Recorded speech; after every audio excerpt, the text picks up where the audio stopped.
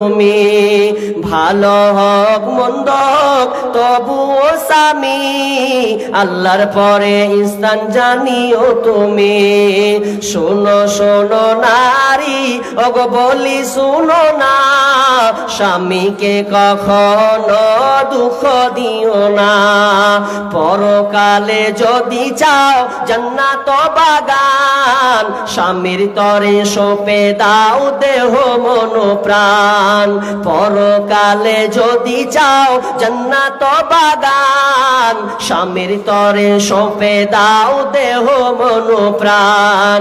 শোনো শোনো নারী ওগো বলি শোনো না, স্বামীকে কখনো দুঃখ দিও না।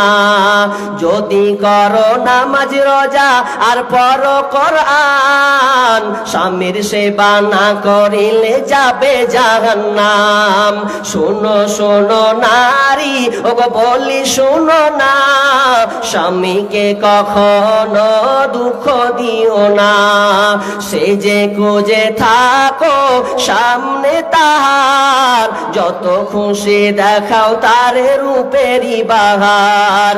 তোমার রূপের ঝলক যেন অন্য দেখে না, স্বামীকে কখনো দুঃখ দিও না। এবার স্বামী বাড়ি চলে এসেছেন, আর এদিকে উম্মে সুলাইম সুন্দর করে সেজে নিয়েছেন, বিছানাটাকে সুন্দর করে বিছিয়ে দিয়েছেন। আর যখন স্বামী ঘরে ঢুকে গেলেন, ঢুকে দেওয়ার পর এবার স্ত্রী তার স্বামীর হককে আদায় করবেন। এবার সম্পূর্ণ হক আদায় করার জন্য তারা নির্জনে একাকী একটা চলে গেছে, গভীরে চলে গেছেন। এবার স্বামী স্ত্রী মিলন হয়ে গেছে, স্বামীকে সন্তুষ্ট করে দিয়েছে। এরপরে এবার স্ত্রী বলছে, স্বামী আমার, আমি আপনাকে এমন একটা কথা শোনাবো, যে কথাটা উত্তরটা আপনাকে দিতে হবে। তো স্বামী বলছে, বলো তুমি আমাকে কি বলবে। এবার স্ত্রী বলছে, স্বামী আমার, আপনাকে যদি কেউ নেয়ামাত কোনো আমানাত রাখতে দেয়, আর কোনো ব্যক্তি যদি আমানাত চাইতে আসে, তাহলে কি আপনি ওই আমানাতটা ওকে দিয়ে দেবেন না? স্বামী বলছেন, আবু তালা বলছেন, অবশ্যই ওর হক যদি, ও আমানত যদি চায় তাহলে ওকে ফিরিয়ে দিতে হবে। এবার স্ত্রী দেখেন কত ইমানদারি মহিলা, কত সুন্দর করে স্বামীকে বুঝাচ্ছেন, দিয়ে বলছেন, স্বামী আমার, আমাদেরকে একটা সন্তান আল্লাহ তাআলা দিয়েছিলেন, আর ওই সন্তানটা ছিল আল্লাহর আমানত, আর ওই আমানতটা আল্লাহ উঠিয়ে নিয়েছেন। আর তার মানে তোমার সন্তানটা মারা গেছে। যেমনই বলা, নাপাক অবস্থা শরীর, স্বামী তো একটু রেগে গেছে, এই তুই কি শোনালি আমাকে? এই নাপাক অবস্থায় তুই আমার ছেলের মরার খবর শোনালি মানে? আনাস বর্ণনা করছেন যে আমি আব্বাকে ফলো করলাম, চোখগুলোকে লাল লাল করে দিয়েছে, এমন রাগান রেগেছে যে নাপাকের অবস্থায় বলতে হলো, আগে বলা গেল না। এবার রাগ করে দিয়ে চলে গেল আল্লাহ রাসূলের কাছে, যে আল্লাহ রাসূল, আমাদের মধ্যে এই ঘটনা ঘটেছে। আল্লাহ রাসূল বললেন কি, যে শোনো। আল্লাহ রাসূল দোয়া করে দিলেন, হে আল্লাহ, এই দুজনের মধ্যে এই রাত্রিতে যেটা হয়েছে, এই মিলনের ফলে আল্লাহ তুমি তাদেরকে একটা নেক সন্তান দাও। আল্লাহ দোয়া কবুল করেছিলেন, সন্তান দিয়েছিলেন। এই দুটার কথা বললাম, ছিল কোথায়, এলো কোথায়? ইসলামের সুশীতল ছায়াতে এলো, ইসলাম গ্রহণ করলেন, আর গ্রহণ করার পরে তাদের জীবনটা দিনের পথে অতিবাহিত করে দিলেন, যা সব সময় এই উদাহরণ হয়েই থাকবে। ভাইরা আমার, তাহলে আজকে আমার আলোচনা হেদায়াত কত দামি জিনিস। আজকে আপনাকে বলি কত দামি জিনিস। 10টা ধারা আমি আপনাদের সামনে বর্ণনা করব। নাম্বার 1, একটা দিয়ে 10টা পারবো কিনা জানি না, 10:30, তার মানে আর খুব জোর আর 1 ঘন্টা, নাকি বলো না? 1 ঘন্টা তো শেষ হবে, দেখা যাক কয়টা আপনাকে গুনে দিতে পারি। নাম্বার 1 দিয়ে ধরেন, মনে রাখেন যারা এই 10টার মধ্যে থাকবে, ওয়া আন্না হাদা সিরাতি মুস্তাকিমা, এটা হচ্ছেন হেদায়েতের রাস্তা। 10টা ধারা দেখেন, কুল তাআলাউ আতলু মা হাররামা রাব্বুকুম আলাইকুম আল্লা তুশরিকু বিহি শাইআ।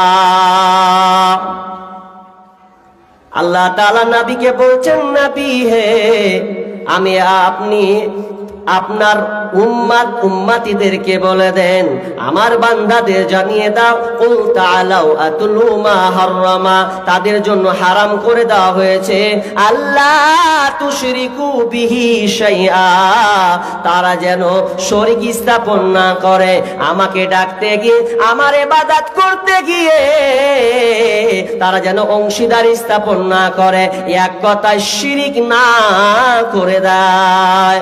কারণ শিরিক এত ভয়াবহ, এমন একটা কাবিরা গুনাহ, বড় পাপ। কেউ যদি শিরিক করে দেয়, শিরিকের ব্যাপার আমি বেশি লম্বা করব না, হালকা টাচ করে চলে যাব।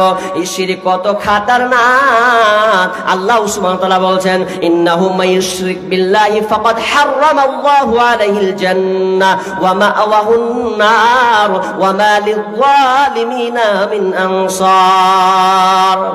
এই শিরিক কত ভয়াবহ আল্লাহ তাআলা বলছেন, যারা শিরক করবে তাদের জান্নাত হারাম, তাদের জন্য জান্নাত হারাম, তাদের জন্য জান্নাত হারাম, জাহান্নাম অবধারিত। ওয়া মা লিয-যালিমিনা মিন আনসার, এবং আপনার কিনা তাদের জন্য কোনো সাহায্যকারী থাকবে না। কেন কেন কেন? কারণ তারা শিরকের মতন বড় গুনাহ তারা করে ফেলেছে।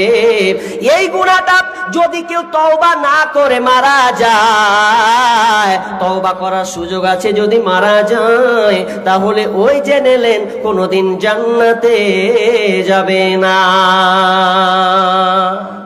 দুটা উদাহরণ দিব, দুটা, বেশি নয়, দুটা উদাহরণ দেব, ভালো করে ধরেন। আচ্ছা, বিয়ে কে কে করেছেন? হাত তুলেন এবার। বিয়ে কে করেছেন? শরম কেন করছিস রে ভাই?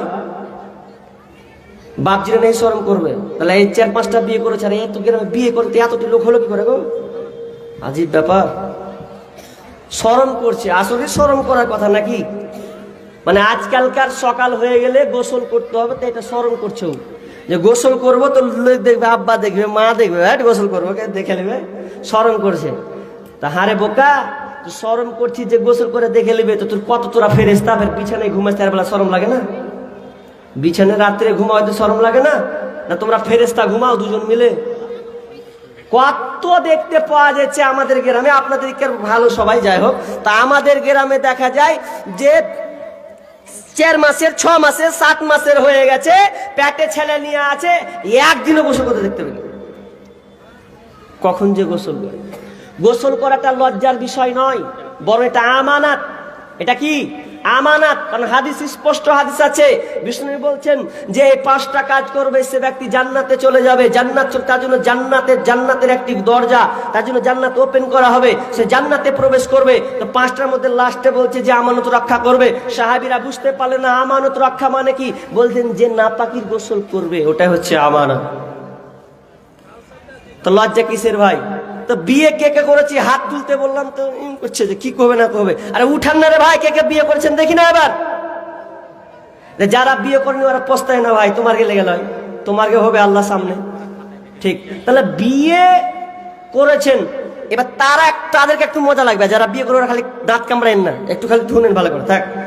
কি বিয়ে যারা করেছেন, আপনি যখন প্রথম বিয়ে করেছেন বা যখন বিয়ে করা হয়, একটা অমুক গ্রাম থেকে ধরলেন ভুলকি মাদ্রাসা আশেপাশে একটা মেয়েকে চয়েস করেছেন, নিয়ে চলে এসেছেন।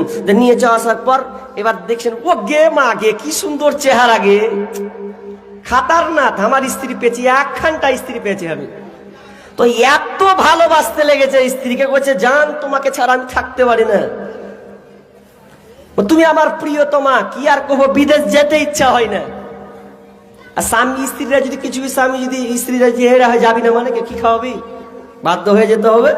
এবার বিদেশ চলে গেছে, এবার স্ত্রীকে খুব ভালোবাসে, প্রথম এত খাওয়ায়, এত লিয়ে আসে, প্রতিদিন এতদিন লিয়ে আসেন, এখন প্রতিদিন মিষ্টি, সিংড়া, মুড়ি, চপ, সন্ধ্যা হলে খালি ঢুকছে খালি। এবার বিদেশে চলে গেছে, বিদেশে যাওয়ার পর এবার স্ত্রী ফোন করেছে, ভালো করে উদাহরণটা শুনেন। ফোন করছে, হ্যালো, আর যেমনি স্ত্রীর কথা শুনেছে, বলো বলো আছি বলো, আগে বলছে শুনছো, বলছে বলো, বলছে তোমাকে আমি একটা কথা বলবো, তো বলছে বলো প্রিয়তমা, তুমি তো আমার প্রিয়তমা, তুমি আমার আদরি, তোমাকে ছাড়া তো এক মুহূর্ত আমি থাকতে পারি না। তো কি বলবে বলো? তো বলছে স্বামী আমার, আমার একটা কথা শুনে নাও, যে তুমি আমাকে একটা গলার হার বানিয়ে দিয়েছিলে না, ওই গলার হারটা হারিয়ে দিয়েছি কিংবা চুরি হয়ে গেছে।